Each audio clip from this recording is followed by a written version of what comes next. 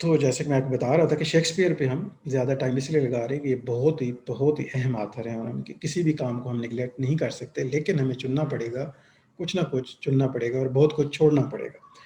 तो हम चुन रहे हैं उस एतबार से जिस एतबार से कोई क्वेश्चन पूछ सकता है, यानी हमें वाइज गेस्ट लगा रहे हैं। तो आज उनके एक नए काम की तरफ बढ़ते हैं। हम उनकी रीडिंग कर रहे थे कॉमेडीज़ में। हमने उनकी लास्ट, आपको याद होगा, 12th नाइट हमने देखी थी, ठीक है। और उससे भी पहले हमने कौन सी देखी थी, midsummer night dream, love labours lost हमने देखी। तो ये कॉमेडीज के बाद एक और कॉमेडी जो बहुत इम्पोर्टेंट है वो है the merchant of Venice. Okay, ये आपको नजर आ रहा होगा, the merchant of Venice, you can see now. ये भी बहुत इम्पोर्टेंट है क्योंकि एक इसके बारे में हमने, याद होगा आपको, थोड़ा सा हमने इसका तज़किरा किया था, भला कहाँ पे, जब हमने ज्यू ऑफ माल्टा को देखा। ज्यू ऑफ माल्टा शेक्सपियर से पहले जो है वो एक ड्रामा लिखा गया उनके काम से, वो मार्लो ने लिखा, क्रिस्टोफर मार्लो में। वो भी ज्यू के राउंड अबाउट था, माल्टा का रहने वाला ज्यू बाराबास, वो आपको याद होगा। और उसी को बेस करते हुए काफ़ी हद तक उससे इंस्पायर होकर मर्चेंट ऑफ वेनिस लिखा। अब ये कंपैरिजन तो खैर आप खुद भी कर लेंगे कि इनमें से कौन आपको बेहतर ड्रामा लगेगा। सो मर्चेंट ऑफ वेनिस को अंडरस्टैंड कर लेते हैं क्योंकि ये दोनों इम्पोर्टेंट हैं, उस हवाले से दोनों में कंट्रास्ट और कंपैरिजन आ जाता है। तो यहाँ पे जो करेक्टर, ज्यू करेक्टर है, वो है शाइलॉक। ये शाइलॉक करेक्टर है, वहाँ बराबास है। ओके, दोनों ज्यू हैं मर्चेंट ऑफ वेनिस को। ये मर्चेंट कौन है? एंटोनियो भी हो सकता है, may be Shylock money lender है। So Merchant of Venice, Venice city है इटली का। वहाँ पे अब पहले करेक्टर से आप, इस दफ़ा मैंने थोड़ी राइटिंग भी साथ कर ली है ताकि कहानी आपको नज़र भी कुछ ना कुछ आए, तो डबल इम्पैक्ट जाए आपके ऊपर। So Bassanio is the main character. Bassanio wants to marry a woman called Portia, ठीक है। पोर्शिया एक वुमन है, बेसानियो से शादी करना चाहते हैं। दो करेक्टर हमारे सामने आते हैं, who but he can't afford to pay for his clothes and travel to Belmont to see her, so he asks his friend Antonio if he can borrow some money, ठीक है। उसके दोस्त हैं एंटोनियो बेसानियो के, वेनिस के अंदर। और एक और जगह है बेलमोंट, बेलमोंट में पोर्शिया रहती है। सो पोर्शिया से शादी करना चाहते हैं। पोर्शिया काफ़ी अमीर है, उसका फादर जो है उसकी डेथ हो चुकी है और वो अब सारे जायदाद की वारिस है, प्रिंसेस है। लेकिन बसानियों के पास इतने पैसे नहीं है। ये चाहता है अच्छे कपड़े पहन के जाऊँ वहाँ, ज़रा उससे मिलना है, उससे बात करूँ कि मेरी शादी शायद उससे हो सके, उस इम्तिहान से गुजरूँ जो सेट किया गया वहाँ पे। लेकिन अच्छे ड्रेस के लिए, सफ़र करने के लिए पैसे चाहिए और वो अपने दोस्त एंटोनियो से मांगता है, एंटोनियो से। अब प्रॉब्लम ये है कि एंटोनियो के पास उस टाइम पे उतनी अमाउंट नहीं है कि उसको दे सके, और उसके जो जहाज़ हैं वो मर्चेंट है, बिजनेस पर्सन है, लेकिन उसने सारी इन्वेस्टमेंट शिप्स पर कर रखी है और शिप सारे इस वक्त सी में हैं। और वो अगर आएंगे तो उसको पैसे तो मिल जाएंगे, लेकिन अभी उसकी सारी इन्वेस्टमेंट लगी हुई है, पैसे उसके हाथ में नहीं है, 1-2 माह लग सकते हैं। सो एंटोनियो जो है ना, वो एक मनी लेंडर के पास ये दोनों जाते हैं, यानी जिन पैसे जो देते हैं, सूद पे जो पैसा देते हैं। शाइलॉक वहाँ पे एक यहूदी है जो कर्ज देता है, उसका काम ये है, उसका बिजनेस है, वो मनी लेंडर है, यानी पैसा देकर उस पर सूद से रकम वसूल करता है। सो एंटोनियो और शाइलॉक की पहले भी कोई इतनी अच्छी वाबस्तगी नहीं है, क्योंकि एंटोनियो जो है वो इस तरह से पैसे देना और इस तरह के बिजनेस को लाइक नहीं करता, शाइलॉक को इतना पसंद नहीं करता। लेकिन मजबूरी में वो फिर उसी मनी लेंडर के पास जाते हैं और लोन लेना चाहते हैं। Shylock agrees to give him the money. किसको? एंटोनियो को। मांगने पैसे एंटोनियो ने, क्योंकि ये बिजनेस वाला बंदा है, इसको लोग पैसे देंगे। बेसानियो गरीब है, इतने अमीर नहीं है, और वो शादी करना चाहता है पोर्शिया से, but states that if Antonio does not pay him back on time he must give a pound of his own flash. तो ये जो कंडीशन अभी आपने सुनी भी है यहाँ, शाइलोग उससे कहता है कि ठीक है मैं तुम्हें पैसे देता हूँ, एंटोनियो और बेसानियो को कहता है, यानी एंटोनियो ने कर्ज लेना है। तो वो उसे कहता है तुम तो देखो ना, मैं थोड़ी सा डिटेल भी आपको बता दूं जो मैंने प्ले नहीं पढ़ा कभी भी, या बाद में पढ़ लीजिएगा। कि वो उसे कहता है कि तुम तो मुझे अच्छा नहीं समझते, मेरे पे बड़े क्रिटिसाइज करते हो, देखो आज तो मेरे पास आए हो।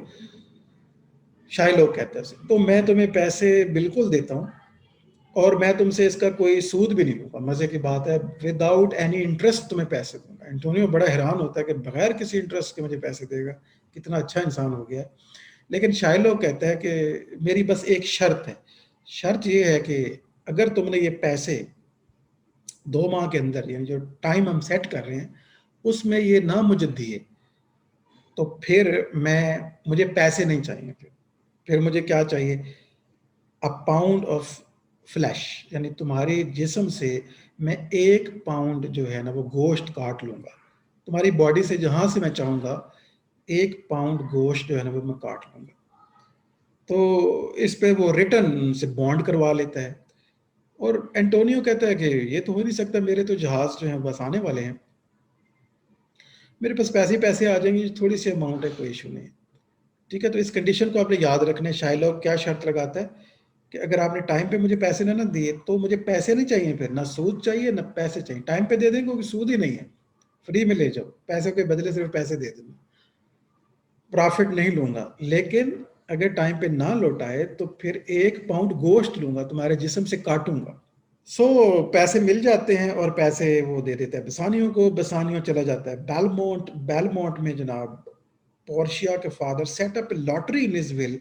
उसने अपनी एक विल के अंदर, विल का एक मतलब आपको पता है, वो होता है जो आप एक डॉक्यूमेंट लिख के जाते हैं कि मेरी जायदाद किसके हवाले होगी, सारा कुछ है।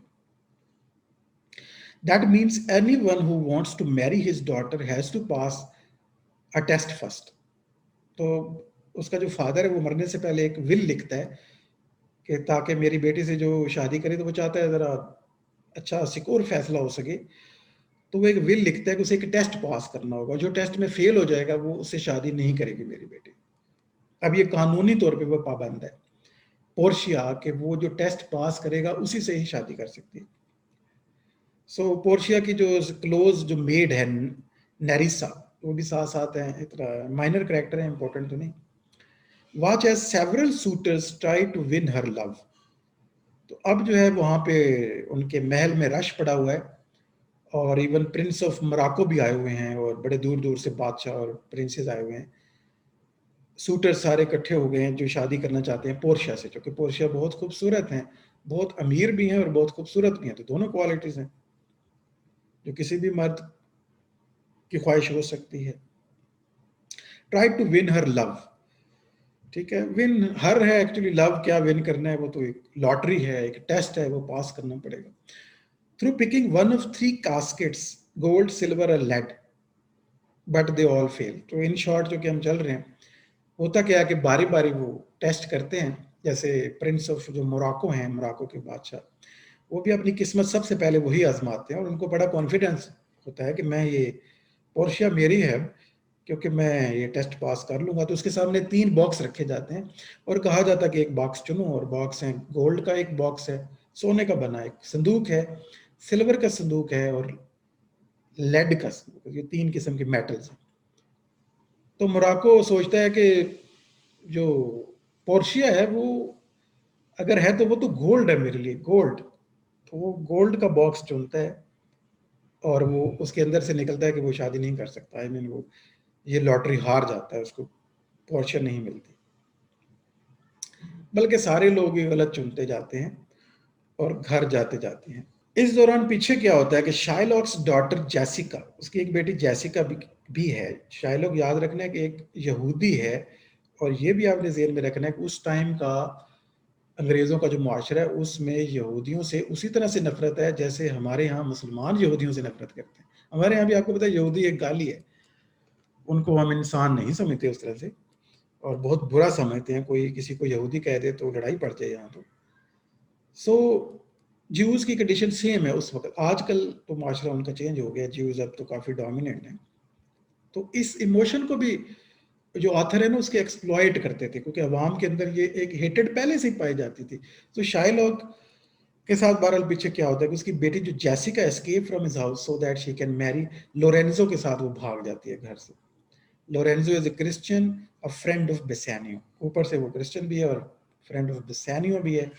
तो शाइलॉक का गुस्सा अब डबल हो गया है और वो इस सोसाइटी से ज़ाहिर रिवेंज लेना चाहेगा, बदला लेना चाहेगा।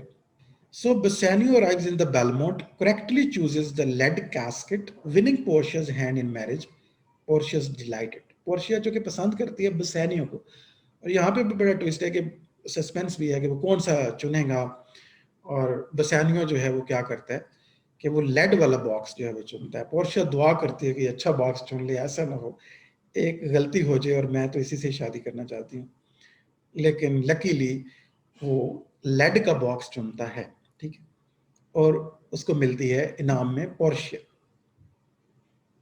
और पोर्शिया बहुत खुश है, यहाँ तक हैप्पी हैप्पी है सब कुछ। Antonio ships are lost at the sea, खबर ये आती है कि एंटोनियो के शिप जो हैं वो बर्बाद हो गए हैं और पैसे डूब गए हैं एंटोनियो के, meaning he has no way to repay Shylock.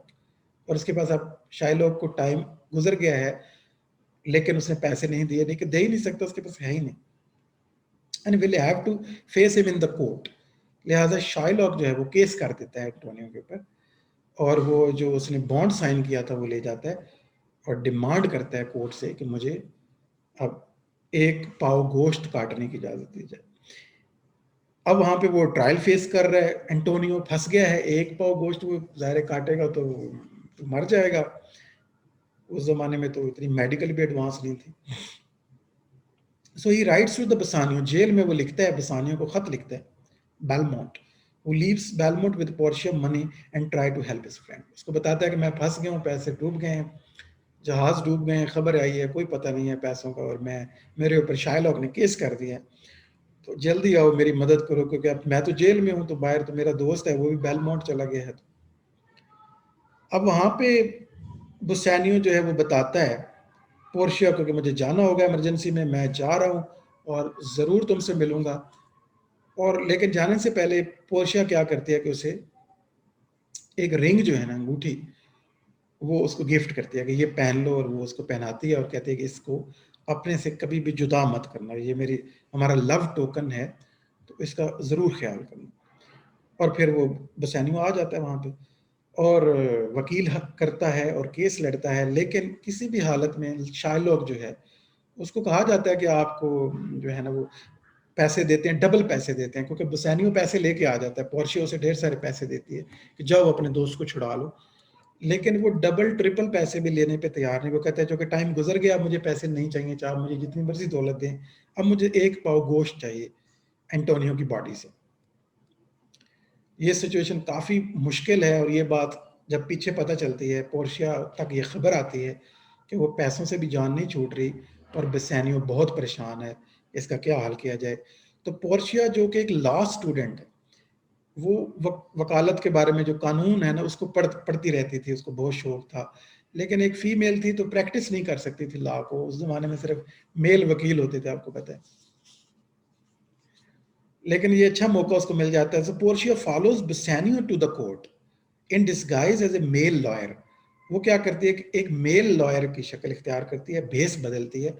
ये चीज़ हम शेक्सपियर में काफ़ी देखते हैं कि लोग भेस बदल लेते हैं, ट्विन्स होते हैं, कई दफ़ा तो ये मिक्सअप हमेशा क्रिएट किया जाता है। ये अभी आपने बताना है लेक्चर के एंड के ऊपर कि शेक्सपियर का पिछला वो हमने कौन सा प्ले पढ़ा जिसमें किसी ने भेस बदला है, किसी ने अपना जो है ना जीन्स चेंज की है भेस बदल के, वो कौन सा करेक्टर और क्या बना था, देखते हैं आपको याद है कि नहीं।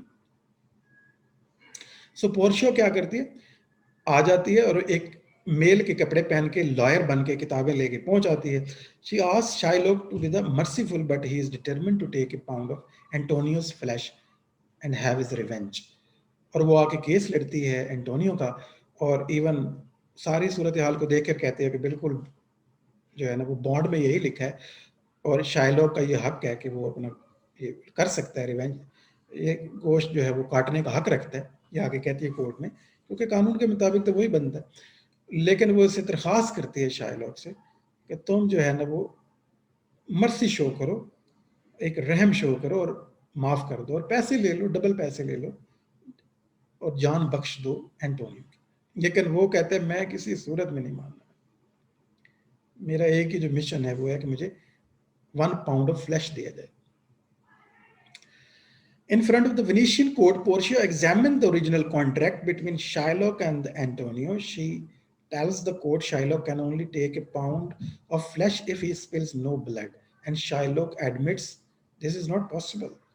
अब सिचुएशन आपको समझ आ गई जैसे कि इसमें से वो एक बारीक नुक्ता बिल आखिर निकालने में कामयाब हो जाती है, क्योंकि अच्छी क्लेवर है, बहुत अकलमंद ये करैक्टर शो किया है शेक्सपियर ने अकलमंद वुमन का। तो पोर्शिया उसे कहती है किसी के ज़हन में ये ख्याल नहीं आता, लेकिन उसे कहती है बिल्कुल तुम गोश्त काटने का हक रखते हो, लेकिन कहती है लो जी, लेके आ जाते हैं चाकू छुरियाँ और कहते हैं लो जी गोश्त काटो, तो अदालत में हमारे सामने काटो, लेकिन एक शर्त है कि खून का एक कतरा भी नहीं गिरना चाहिए। अगर खून का एक कतरा भी गिरा, क्योंकि जो कॉन्ट्रैक्ट है उसमें ये नहीं लिखा कि खून भी बहाया जाएगा, लिहाजा तो तुम्हें गोश्त काटने की बिल्कुल इजाज़त है। 1 पाउंड काटोगे, और ये भी ख्याल रखना कि पूरा 1 पाउंड होना चाहिए, ना कम ना ज़्यादा, क्योंकि ज़्यादा भी तुम्हें काटने की इजाज़त नहीं है, और खून भी नहीं बहना चाहिए। अगर ब्लड स्पिल हुआ तो फिर तुम्हें पनिश किया जाएगा। Shylock is punished by the court for attempting to kill a Venetian citizen. वो सोचता है कि ये तो पॉसिबल ही नहीं है, ये तो मैं नहीं कर सकता, और फिर अल्टीमेटली उसको सजा मिलती है। All of his wealth is seized and he is forced to convert to Christianity. सजा बड़ी कड़ी उसको देते हैं ये दोनों, यानी उसकी सारी दौलत जब्त कर लेते हैं, उसे कहते हैं कि तुम्हें क्रिश्चियन भी बनना होगा, ये तुम्हें डबल सजा है। सो जब केस जीत जाती है पोर्शिया और एंटोनियो की जान में जान आती है कि उसको लगा था तो मैं तो मर गया आज, और वो बच जाता है, वो बहुत खुश होता है, बसानियो भी बड़ा खुश होता है, और वो नहीं पहचान पाते कि ये पोर्शिया है, बसानियो को भी नहीं पता चलता, और वो बहुत शुक्रिया अदा करता है कि इस वकील ने, बहुत काबिल वकील हैं, तो बड़ी जान बचाई है। तो वो पूछते हैं कितनी फीस हम पे करें, हम तो आपको फीस देना चाहते हैं इसकी। तो पोर्शिया जो बताती है एज ए लॉयर, जो एज ए मेल, कि मुझे कोई फीस नहीं चाहिए, कुछ नहीं चाहिए, और मैंने अपनी खुशी के लिए सब किया है, और ये है कि मुझे बस एक ही रिवार्ड आप दे दें, या आपके हाथ में जो रिंग है ना वो मुझे दे दें। तो बसानियो सोचता है कि ये रिंग मैं कैसे दे सकता हूँ, मैंने तो इसके लिए कसम खाई है पोर्शिया के साथ, मैं किसी को रिंग नहीं दूंगा, ये अपने से जुदा नहीं करूंगा। और लेकिन वो कहती है मुझे तो रिवार्ड में रिंग चाहिए, अगर आप समझते हैं कि मैंने आपके लिए अच्छा काम किया तो मुझे रिंग दे दें। और एंटोनियो से बोलते हैं कि यार तुम रिंग नहीं दे रहे, एक छोटी सी वो फीस नहीं ले रहा ये वकील, और रिंग दे दो, रिंग जल्दी करो, तुम्हें अपने दोस्त की जान की परवाह नहीं थी। तो ये इस तरह करके इमोशनली वो फंस जाता है और रिंग दे देता है, करता क्या ना मरता क्या ना करता, जैसे कहते हैं। पोर्शिया एज ए मेल वो रिंग ले लेती है और लेकर बेलमोंट ज़ाहिर चली जाती है। But Bassanio return to the Belmont where Portia teases him for not keeping the ring, and later on Portia reveals that she was the lawyer in disguise. पहले उसे तंग करती है, ज़ाहिर से रिंग मांगती है, और जब उसके पास रिंग नहीं मिलती और वो बताता है कि रिंग इस तरह मुझे देनी पड़ी एक वकील को, लेकिन वो कहती है तुमने तो मेरे साथ कसम खाई, इसलिए तुम, अब मैं तुमसे बिल्कुल नहीं बात करूंगी, और इस तरह करके थोड़ी देर सस्पेंस क्रिएट करती है और बहुत परेशान करती है बसानियो को और एंटोनियो दोनों को, और अल्टीमेटली फिर उन्हें बताती है कि वही वो वकील है। They are reunited along with the 2 other couples. Antonio receives the positive news that 3 of his ships made it safely back to Venice. और एक और खुशी की खबर, जैसे हैप्पी एंडिंग है, यूनियन होता है और शिप्स जो हैं वो वापस भी पहुंचने की खबर मिल जाती है जो डूब गए थे, जो कि एक गलत खबर थी। ओके जी, ये जो थी मर्चेंट ऑफ वेनिस था। तो बिल्कुल अब हम आगे बढ़ेंगे, बस एक सेकंड में ज़रा पानी पी लूँ, और आपका मैसेज भी कोई है तो वो देख लेता हूँ। The poem of the Shakespeare, तो शेक्सपियर ने पोएम्स भी लिखी हैं, इनकी जो सोनेट्स हैं और नैरेटिव 2 पोएम्स इन्होंने लिखी थी। What Shakespeare wrote before he was 28 does not survive. एक और भी हमारे पास न्यूज़ है कि इन्होंने 28 साल से पहले जो लिखा था उसका नहीं पता है, शायद कुछ लिखा था लेकिन वो सर्वाइव नहीं कर सका। और जो हम तक पहुंचा है वो है कि his best non dramatic poems are found in the volume entitled Shakespeare sonnets के नाम से 1609 में ये बुक पब्लिश होती है। in 1593 and 4, the year in which he also published Venus and Adonis and the Rape of Lucrece। Okay, ये 2 narrative poem है, Venus and Adonis, और दूसरी पोएम है the Rape of Lucrece. The Rape of Lucrece जो है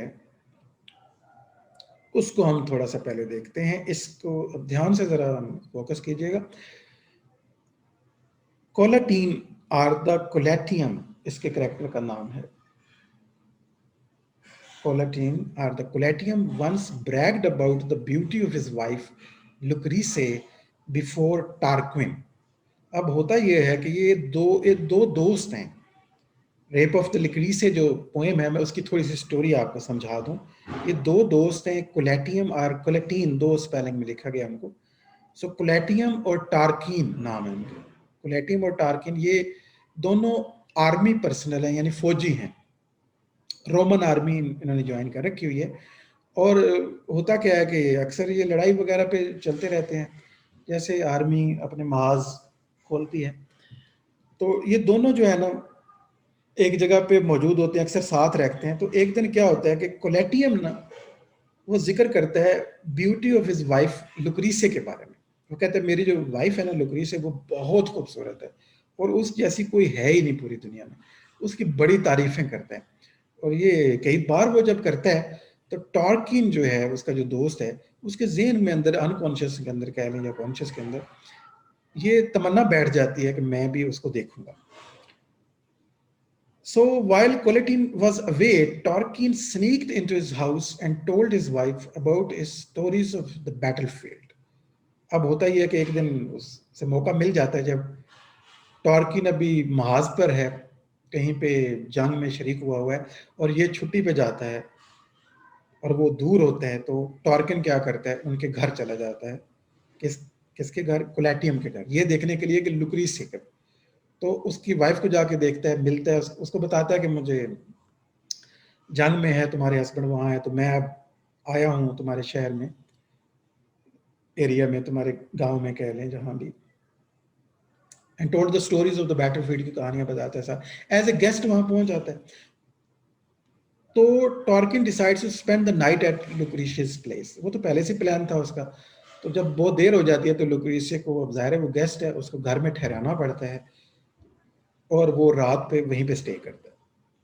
Having seen Lucretius' beauty himself, Torquin is overcome with lust and therefore he enters Lucretius' chamber at night. और रात को वो क्या है कि वो उसके कमरे में दाखिल हो जाता है। On his first touch, Lucretius awakens and is frightened to see him. वो डर जाती है रात को कि ये यहाँ पे क्या कर रहा है। He asks her to give herself to him or else he would kill her and defame her by showing that she was sleeping with one of the slaves and thus Tarquin killed them both.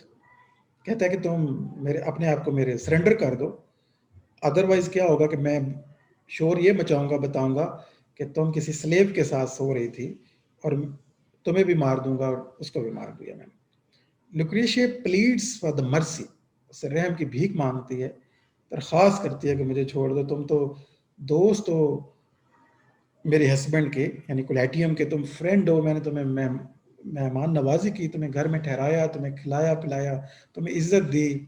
लुक्रेशिया pleads for the mercy but Tarquin does not accept. वो उसकी कोई दरख्वास्त नहीं मानता और उसके sir पे सिर्फ लस्ट सवार है। और finally he rapes her and leaves her place, और उसका रेप करके फिर वहां से वो चला जाता है। इसलिए पोएम का नाम भी है the Rape of Lucrece. So Lucretius is overcome with shame and writes a letter to Colatine and asks him to come home soon. वो खत लिखती है और बहुत रोती है, दिन रात परेशान रहती है। ऑब्वियसली उसे खुद से भी थोड़ी सी नफरत सी हो जाती है और उसकी लाइफ ज़ाहिर हेल्प बन जाती है। उसे बुलाती है अपने हस्बैंड को वापस आ जाए। She narrates the whole incident to him and on his promise to take revenge, she tells him the name of the rapist. पहले तो उसे सिर्फ ये बताती है कि मेरा रेप हो गया है और मैं इस वजह से, लेकिन काफ़ी कोशिश के बाद उससे पूछता है कि कौन है वो बंदा, उसे नहीं बताती और बहुत देर के बाद, काफ़ी कोशिशों के बाद रेपिस्ट का नाम बताती है कि वो कौन है। She stabs herself with a knife and dies, और ये बताकर उसी टाइम पे वो चाकू जो है उसने अरेंज किया होता है और अपने सीने पे मार के दिल में मारती है और मर जाती है लुक्रीसिया जो है। Collatine wants to die as well, वो भी चाहता है कि वो मर जाए, उसकी महबूब बीवी जो है उसने जान दे दी और एक ट्रेजेडी बन गई उन लोगों के लिए, और वो भी मरना चाहता है in his grief on his wife, but he decides to avenge his wife's dishonour and death. और फाइनली वो उसका एक दोस्त भी है, यहाँ मेंशन नहीं हुआ, उसको एहसास दिलाता है कि नहीं तुम जान ना दो, मरो नहीं, बल्कि पहले बदला तो लो।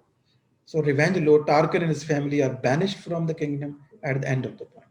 तो बिल आखिर वो लोगों से मदद की अपील मांगता है और हायर अथॉरिटीज तक रब्ता करता है, और बिल आखिर टार्कन को जो है ना एग्जाइल कर दिया जाता है हमेशा के लिए उस शहर से, रोम से निकाल दिया जाता है टार्कन को। तो ये जो है ना वो रेप ऑफ लुक्रीसे है, एक ऑनरेबल वुमन थी जिसने ज़ाहिर इतनी इंसल्ट बर्दाश्त नहीं की और फिर अपनी जान दे दी। ये एक नैरेटिव पोएम है शेक्सपियर की। यहाँ से आप अंदाज़ा लगा सकते हैं शेक्सपियर की राइटिंग के बारे में, उनकी क्लास के बारे में। शेक्सपियर की जो दूसरी बच्चों नज्म है वो है वीनस एंड एडोनिस। ये भी बहुत इंटरेस्टिंग और बहुत ज़बरदस्त है, ये मिथ पे बेस कर रही है। वीनस और एडोनिस जो है ना ये एक ग्रीक मिथ है जो कि शेक्सपियर ने पढ़ी थी ओविड से, ओविड की मेटामॉर्फोसिस से। आपको याद होगा मेटामॉर्फोसिस बहुत इंपॉर्टेंट बुक है, कितने ही ऑथर हैं जिन्होंने अपनी स्टोरीज वहां से ड्राइव की हैं। अब ये एडोनिस कौन है? Adonis is a young man renowned for his incredible beauty. ये एक नौजवान है जो बहुत ही खूबसूरत है, कि अनमैच्ड इसकी ब्यूटी है। However he is not interested in eight all in love.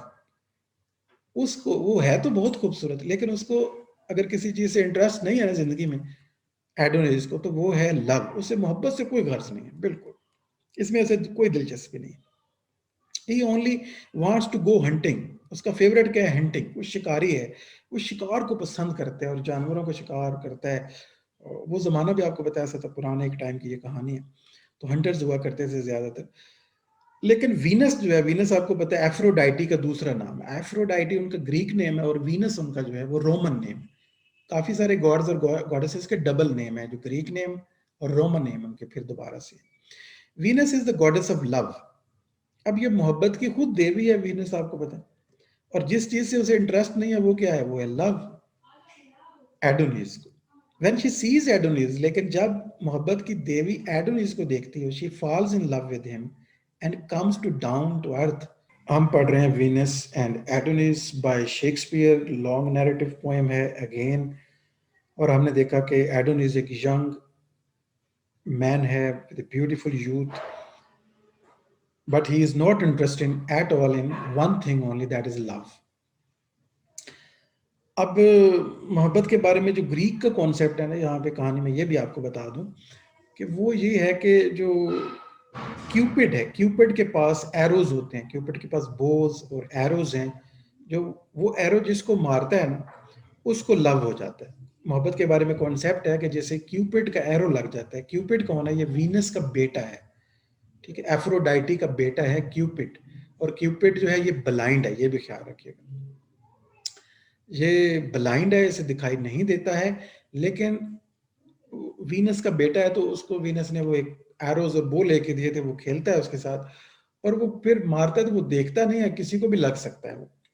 वो एरो जब जिसको लगता है उसको लव हो सकता है और उसको हेट भी हो सकती है। इवन उसके पास दो किस्म के एरो हैं, लव एरोज भी हैं और हेट एरोज भी हैं। गोल्डन एरो है और सिल्वर एरो है। अगर गोल्डन एरो वो मारेगा या किसको लग गया, क्योंकि वो देख के तो नहीं मारेगा क्योंकि वो तो ब्लाइंड है, तो उसे नहीं पता कि कौन सा एरो इसके पास है इस वक्त। तो जब वो हिट करता है तो वो एरो जिसको लगता है, अगर गोल्डन वाला लगा तो लव हो जाएगा, अगर सिल्वर वाला लगा तो हेट हो जाएगी। अब वीनस को जो लव होता है ना, एडोनिस, एडोनिस बहुत खूबसूरत है, लेकिन जो बंदा खूबसूरत हो जरूरी नहीं उससे आपको लव भी हो जाए। लव होने के लिए ग्रीक में ये था कि आपको वो एरो लगेगा। तो अब एरो कैसे लगता है? वीनस को खुद खुद को लग जाता है अपने ही बेटे से, ये गलती से लगता है। होता यह है कि वो गलती से लव वाला जो एरो है वीनस को खुद लग जाता है अपने बेटे के हाथों। और वो जब देख रही होती है एडोनिस को, तो उस लम्हे वो एरो लग जाता है और लव हो जाता है, फॉरन लव हो गई and comes down to earth. वहां से मिलती है और जहां पे वो सिर्फ हंट में बिजी है, शिकार को उसे शौक है। She desires him to get off his horse and speak to her. Adonis does not want to talk to any woman, not even goddess. उसे किसी भी woman से बात नहीं करनी, even goddess of love and beauty भी उसे inspire नहीं कर सकती। और ये चीज बहुत हर्ट करेगी जाहिर है।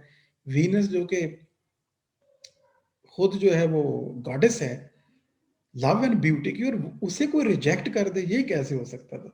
और ये होता है उसको साथ एडोनिस के हाथों. So the force him, she forces him and then lies down beside him, gazes at him, and talks of love. She craves a kiss. He wants to leave and go hunting. बहुत Dzire करती है, बड़े तरीके लगाती है, लेकिन जो है वो कहता है कि मुझे तो बस शिकार पे जाना है, मुझे किसी से इंटरेस्ट नहीं है, मुझे कुछ नहीं चाहिए. एडोनिस कहता है. Venus approaches him and continues to speak to him of love. He listens for a bit, then turns away scornfully. थोड़ा सा उसकी बात सुनता है, फिर चला जाता है, उसको इंटरेस्ट नहीं है. This pains her and she faints. अब कितनी हैरत की बात हम ये पढ़ते हुए मुझे लगती है कि गॉडेस ऑफ लव जो है वो, उसको दर्द और तकलीफ होती है और वो गिर जाती है. मोहब्बत का तजर्बा जब वो लोगों के लिए देती है, लेकिन खुद के लिए जब उसको फील होता है तो कितना मुश्किल हो जाता है. Adonis tells her that he tomorrow going to hunt the wild boar. एक दिन क्या होता है, वो रहती है उधर ही हर वक्त उसके पास आगे पीछे. तो एक दिन क्या होता है, वो उसे बताता है कि मैं सुबह जो है वो हंट ऑफ वाइल्ड बोर का शिकार करूंगा. वाइल्ड बोर जंगली किस्म का सुअर है, बड़ा डेंजरस होता है, अटैक कर देता है. सो वीनस हैज ए विजन. अब वीनस क्या है, रात को एक विजन देखती है, एक ड्रीम लाइक कैफियत में फ्यूचर देखती है, and warns him that if he does so he will be killed by the bore. उसको विजन में आता है कि इसकी जान को खतरा है और इसे वाइल्ड बोर का शिकार नहीं करना चाहिए. लेकिन वो चला जाता है, वो रोती रहती है, चीखती रहती है और मना करती है ऐसा मत करो, लेकिन वो कहते हैं मैंने शिकार पे जाना है. द नेक्स्ट मॉर्निंग और Venus roams the woods searching for Adonis. सुबह वो शिकार पे चला जाता है, वीनस सोई होती है. सुबह जब उठती है तो देखती है कि वो गायब है और उसकी तलाश करती है जंगलों में. She finds Adonis killed by a wild boy, और फिर उसकी डेड बॉडी डिस्कवर करती है. Venus is devastated because this loss occurred to the goddess of love. She decrees that love will henceforth be mixed with suspicion, fear and sadness. कहते हैं कि उसके बाद वो ऐलान करती है, आज के बाद जो भी मोहब्बत करेगा उसमें सस्पिशन भी आएंगे, उसको फियर भी आएगा, उसको सैडनेस भी मैं दूंगी. ठीक है ना. आज के बाद मोहब्बत का तजर्बा जो है ना, उसे मैं कहता है, मैं पहले तो पेन खाली होता है ना, सस्पिशन, फियर और सैडनेस भी डाल देती है उसके साथ. Adonis' body has grown cold and pale. His blood gives color to the plants all around him. उसके जिस्म से जो खून निकलता है एडोनिस के इर्द गिर्द के जो प्लांट हैं वो रेड हो जाते हैं. A flower grows from the soil beneath him. It is white and purple like blood on Adonis' flesh. और जहाँ पे वो मरा होता है उसके उसमें से फूल भी निकल आते हैं. So that was the story of Venus and Adonis by William Shakespeare. आपने भी नोट की है, सुनी है और समझने की कोशिश की हमने. बेसिकली ये स्टोरी ड्राइव हुई है ओविड की मेटामॉर्फोसिस, लेकिन यहाँ पे प्लॉट जो है शेक्सपियर का अपना है. बेसिक स्टोरी वहां से लिया, कॉन्सेप्ट वहां से लिया, और वो वहां की स्टोरी थोड़ी मुख्तलिफ होगी. यहाँ जो ट्रेजिक फीलिंग इन्होंने अपने पास अपने प्लॉट की कंस्ट्रक्शन से क्रिएट की है. So longest words narrative with the sexual passion mostly modelled on, आपको पता है ओविड की कहानियों पे ज्यादातर मॉडल करती हैं ऐसी कहानियां. In a tale adopted from the Metamorphosis, Venus pursues the unwilling youth Adonis who dies. Sexual desire and love are exemplified and discussed in a tragic episode from early Roman history. Tarquin rapes the noble matron Lucretia और लुक्रीसी, दो तीन नाम इसके भी लिखे जाते हैं, who commit suicide ultimately. Adonis जो है, एक और भी वर्क है उसका नाम है एडोनिस, स्पेलिंग थोड़ी चेंज है लेकिन वो एडोनिस ही है वो भी. An elegy on the death of the John Keats is a pastoral elegy written by the Percy Bysshe Shelley for the John Keats in 1821. 1821 में आगे जाके एक और वर्क भी एडोनिस लिखा गया, उसके साथ आपने इसे कंफ्यूज नहीं करना. वो जो वर्क है वो शैली ने लिखा था, पीबी शैली ने 1821 के अंदर एक एलेजी लिखी थी. एलेजी किसी के मरने पे ऊपर जो नज्म लिखी जाती है, जो नुहा लिखा जाता है, उसको कहते हैं डेथ सॉन्ग जो है. वो जॉन कीट्स को उन्होंने एडोनिस करार दिया था. जॉन कीट्स आपको पता है यंग एज में उनकी डेथ हो गई थी, और एडोनिस जो है ना उसको मेंशन किया एज एडोनिस शैली ने अपनी पोएम के अंदर. एडोनिस पोएम लिखी उन्होंने उसके. जी, इसके बाद हम ट्रेजेडीज की तरफ जाएंगे. तो आज के लिए आपके लिए इतना काफ़ी है। थोड़ा लेट भी हमने ज्वाइन किया था, हो सकता है आपके घरों में कोई काम शाम भी हो। So that is the end of today's lecture. और आज हमने जो देखा है उसको दोबारा से पीछे चलते हैं। हमने क्या देखा? हमने देखा Venus and Adonis, a long narrative poem by Shakespeare. उससे पहले हमने देखा रेप ऑफ द लुक्रीशिया और Lucrece by William Shakespeare, another long narrative poem. और याद रखिएगा कि इनके 154 सोनेट्स लिखी थी शेक्सपियर ने, और 2 नैरेटिव पोएम है, और बाकी प्लेस 36 प्लेस का फर्स्ट फोलियो आपको पता ही है। और हमने एक ड्रामा देखा है, कॉमेडी देखी